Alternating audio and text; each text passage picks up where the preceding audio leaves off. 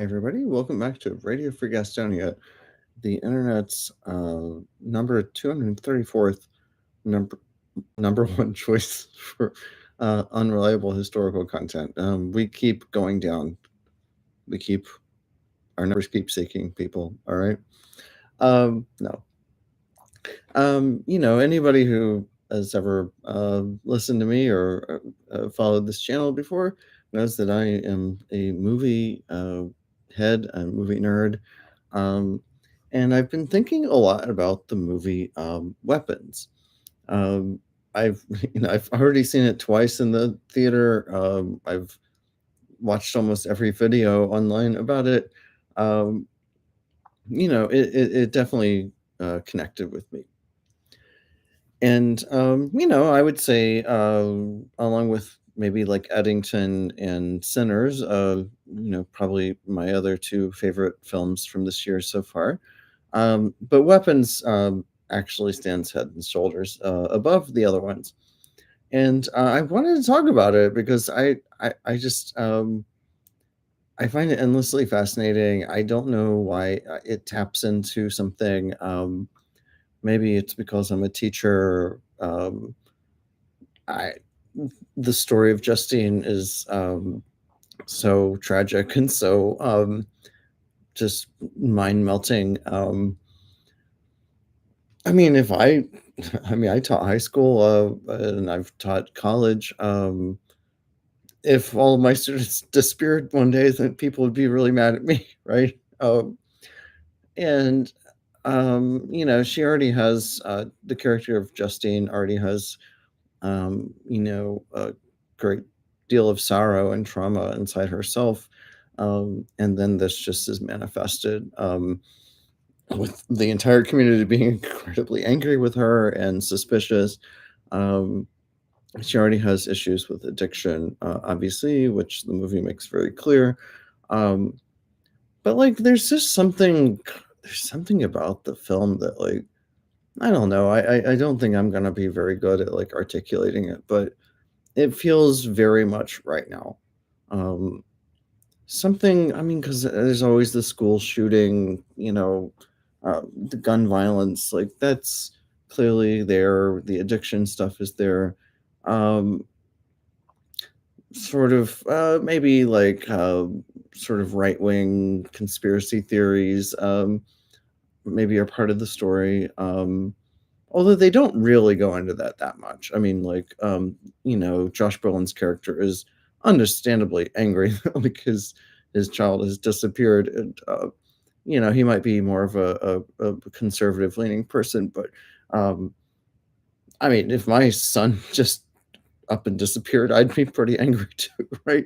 Um, but there's something about this film that just, in my opinion, just taps into the moment. Um, Maybe in the way that like Parasite did a few years ago, or Moonlight or something, that just hit the button on what a lot of people are feeling and experiencing. Um, this is I don't want to spoil the movie, but Weapons is kind of like a Pied Piper story. The children are led away, and nobody seems to know why. Um, and it's told from like a Rashomon. Like there's like five or six different characters whose perspectives are shown on what happened. I mean, this is great. In my opinion, great cinematic storytelling, but um, there's just still something that, like, I don't know. I can't stop thinking about the movie. I mean, I'm going to see it again, obviously. And I was talking to my mom about it last night, and she was like, should I see this movie?" Because she doesn't really like dark things, and she doesn't like depressing things. And I was like, you know what? I actually don't think this is that depressing. I think it actually comes to a somewhat satisfying resolution. Is the quote unquote bad guy does end up getting got at the end. So I mean, I really wrestled over this because I love my mom. I don't want her to watch something that she's not going to enjoy. And I maybe have a little bit of a darker taste in film than she does, but, like, we're actually pretty similar because I don't like to see, really dark, sad things. Um, I kind of really did think that, like, this film was worth seeing because I just feel like it's so much bigger than just, "Oh, this is, like, a tragic, sad, dark thing," or, like, um, there's much more to this. I really I don't know, that much about Zach Krager, who is the director and writer. Um, I know he came from a comedy troupe, The Whitest Kids You Know, and, I don't really know much about that, but, he seems to I mean, I think this comes from a personal place. He's talked about in a lot of interviews about, what it's like to grow up with parents with addiction, and so something very personal there, what the little poor little guy Alex, goes through. Mhm. Um, with wanting to protect his parents, even though they're, under the control of someone else. Um, I don't know. I really actually do, like I can't, like, actually put it into words the right way right now, but, like, it seems to say something about, like, where we're at in, the United States, in this culture, um, something I can't help, identifying with the character of Justine, who's the teacher, um, because she didn't have anything to do with the fact that the kids disappeared, um, and she cares about them, like, uh, I've been teaching for well over 20 years now. And, I care about my students.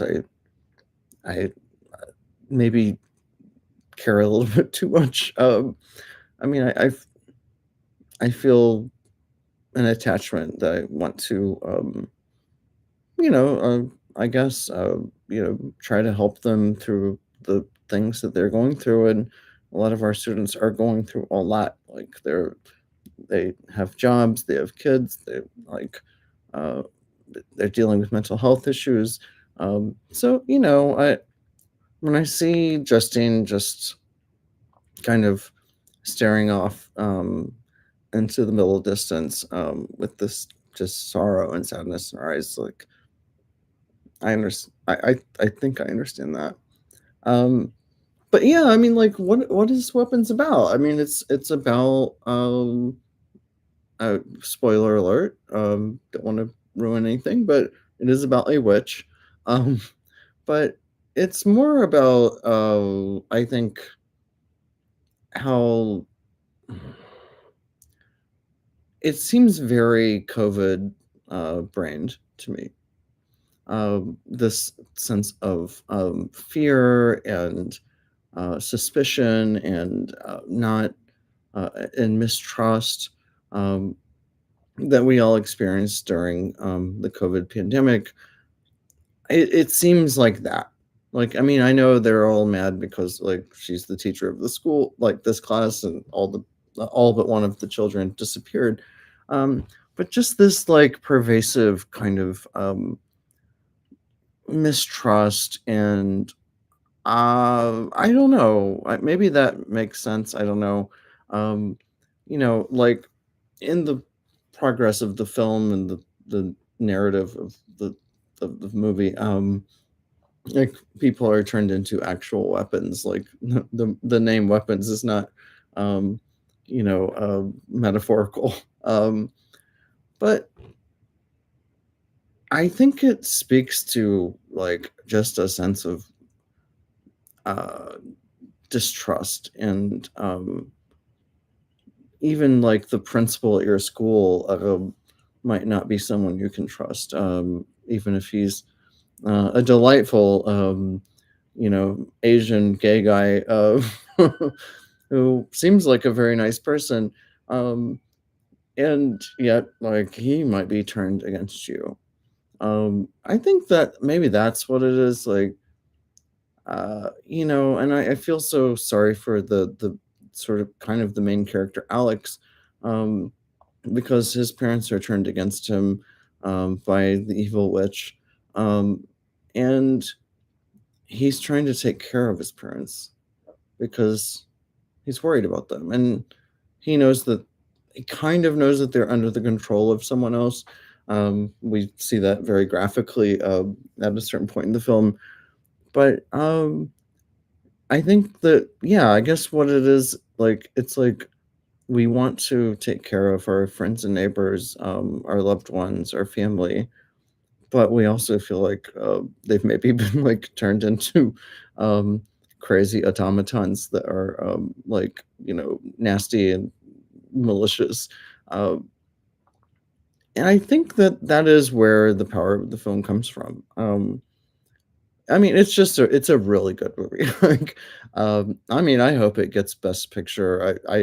They don't really give Best Picture to horror films, but I think this is more than a horror film. I really think it's uh, if I can think in the last 8 to 10 years, since we've been living with this political situation that we've been dealing with. I can't think of anything that's actually more sort of indicative and representative of what, we're going through, and it's a movie about a witch and magic and, um, whatever, like, trauma, but I do think that there's something that resonates so deeply with me, and, um, maybe I'm totally misunderstanding it, but, I think that there's something there. I really do. Um, and I mean, if anybody who's not seen Weapons, I recommend it. Um, it has a kind of like weird like empathy. I think that like, it's portraying very dark things, but it kind of shows like, there's a white police officer, might be perceived by some people as being like a bad guy. But he is a complex tormented character. You've got the school principal who's this Asian, East Asian like gay dude. Um, you've got the main teacher Justine, who's this white woman who also has like substance abuse problems. You've got Josh Brolin, who's this sort of angry, I would guess probably Trumpian type of person.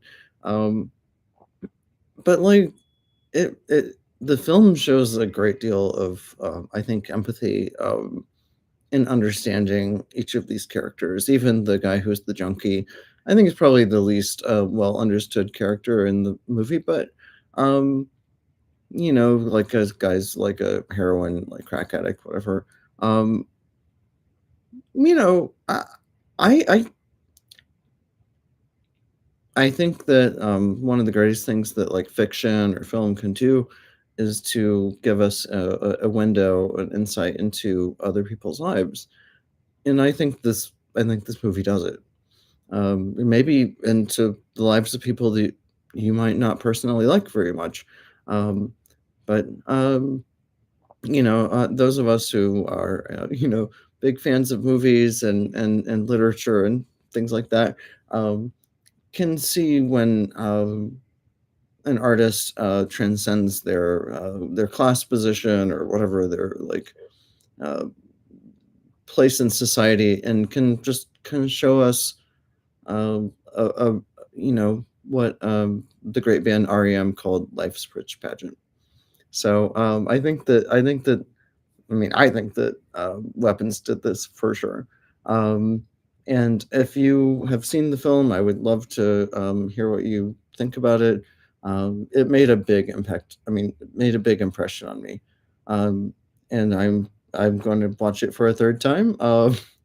But and even if you didn't like it, just tell me what you think. All right.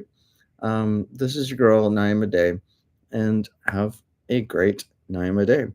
All right. Bye.